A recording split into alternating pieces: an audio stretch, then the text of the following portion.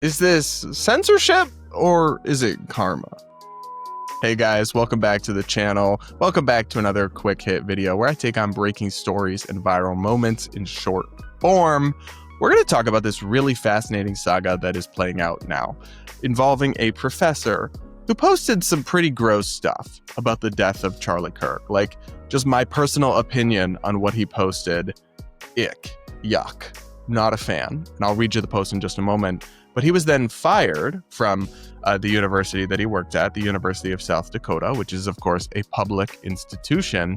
And now he's suing, alleging that his First Amendment rights have been violated. And we're going to unpack it all. But first, I just want to read you this professor's original post that after Charlie Kirk was shot and killed, he posted, and this has gotten him in such hot water, and certainly understand why people have a big backlash to this post. Okay, I don't give a flying F about this Kirk person. Apparently he was a hate-spreading Nazi. I wasn't paying close enough attention to the idiotic right fringe to even know who he was. Pause. If you weren't paying attention enough to know who Charlie Kirk was, you probably weren't paying very close attention to American politics. And calling him a hate-spreading Nazi is, in my opinion, absurd. But anyway, I'm sorry for his family that he was a hate-spreading Nazi and got killed. I'm sure they deserve better. Maybe good people could now enter their lives. That is so gross. Like, I'm glad he condemned the violence, but to say, well, like, maybe now someone good could enter their lives.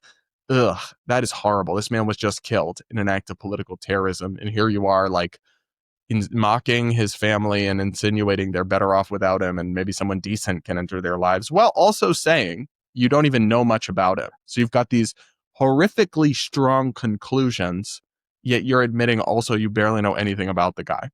So far, really gross. But geez, where was all this concern when the politicians were shot in Minnesota, in the school shootings and Capitol Police? I have no thoughts or prayers for this hate-spreading Nazi. A shrug, maybe. This is such a strange what about, because the whole country was outraged by the killings in Minnesota. And school shootings regularly make national news and become huge tragedies that everyone mourns. But yes, when a massive political star is killed for his ideas, that's also going to be a big deal. And it should be something you're outraged about. Anyway, should go without saying that I think this guy's post is grotesque. However, it's important to note he didn't actually call for violence. He didn't support the terrorism. He just kind of shat on Charlie Kirk in a really nasty way. So I would put this in a category of disgusting speech, but still something that would be protected by the First Amendment. And we'll come back to why that matters. Because there was this huge backlash, including from very prominent politicians in the state of South Dakota. For example, Speaker John Hanson wrote, "Yesterday, I was made aware of these hateful and vile comments made by a University of South Dakota professor regarding the death of Charlie Kirk and Kirk's family. I am disgusted by his remarks and think they are unbecoming of someone who works for and represents our university. Yesterday, after seeing the post, I immediately reached out to USD President Sheila Gestring and called on the professor to be fired. I understand that the professor is likely to be terminated from his position. I'll keep you posted on the final decision." That kind of disgusting rhetoric from an employee and representative of our university directed toward a good man's family who was recently assassinated will not be tolerated. So that is a prominent state politician saying that. Meanwhile, the governor also said, quote, "When I read this post, I was shaking mad. The Board of Regents intends to fire this University of South Dakota professor, and I'm glad. This individual stands in front of South Dakota students to educate them. We must not send the message to our kids that this is acceptable public discourse. We need more Charlie Kirks on campus and less hatred like this." So there was very quickly a pressure campaign from very prominent Republicans to get this professor fired for what he said. Here's the big problem with that. One, this is a public university, so the professor is going to have strong First Amendment protections protecting him for expressing his political activity. And two, this guy did not celebrate Kirk's murder, did not endorse Kirk's murder. He just said horrible things about Charlie Kirk. And that, whether you like it or not, is part of political discourse and is something that I do not think people's careers or lives should be ruined for doing. Because the same way that, I mean, they're basically just saying he said hate speech or he said something hateful and vile.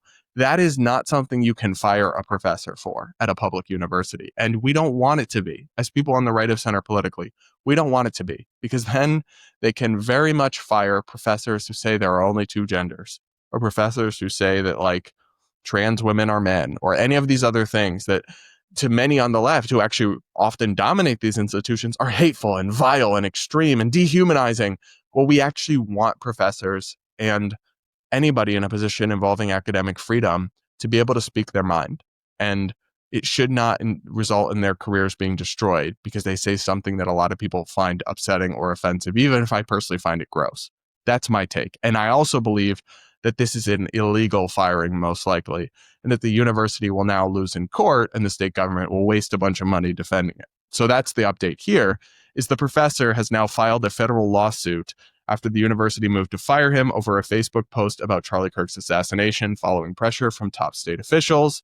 And this is from the Nonpartisan Foundation for Individual Rights and Expression, which is, of course, the nation's preeminent free speech and First Amendment organization, with whom I do a little bit of freelance work, by the way, disclosure. And they say FIRE supports Professor Hook's efforts to defend his First Amendment rights. They continue, the First Amendment protects public university faculty. When they speak as citizens on matters of public concern, faculty don't lose their rights simply because politicians demand it. USD's actions violate the Constitution. So this is important. When you are a public university professor, you are generally protected by the First Amendment, that you can't lose your job for protected political expression about matters of public concern, especially when it's said in your personal capacity, right? So this is a statement on his private Facebook page. And that means that we will have to tolerate abhorrent statements being made without punishing them or destroying their careers or ending, their reputations and getting them fired from their jobs. But that is a price we should be willing to pay. Frankly, I think it's a price that Charlie Kirk would be willing to pay because he was a big believer in free speech, to ensure that people can express all sorts of viewpoints on universities and as public employees, whether those are pro-life viewpoints, whether those are trans-critical viewpoints, anti-feminist viewpoints, all sorts of things that can and will be censored and shut down as soon as you start saying that hateful speech is cause to get someone fired from their job. I don't think it is. I don't think that's American, and I don't think that's constitutional. So I suspect, given the state of the case law and the First Amendment precedent on this, that this professor is going to win the lawsuit, and that all these Republican officials, while the emotion behind the backlash I do think is understandable, their statements are going to be used in court, and they're going to lose, and this professor will be reinstated.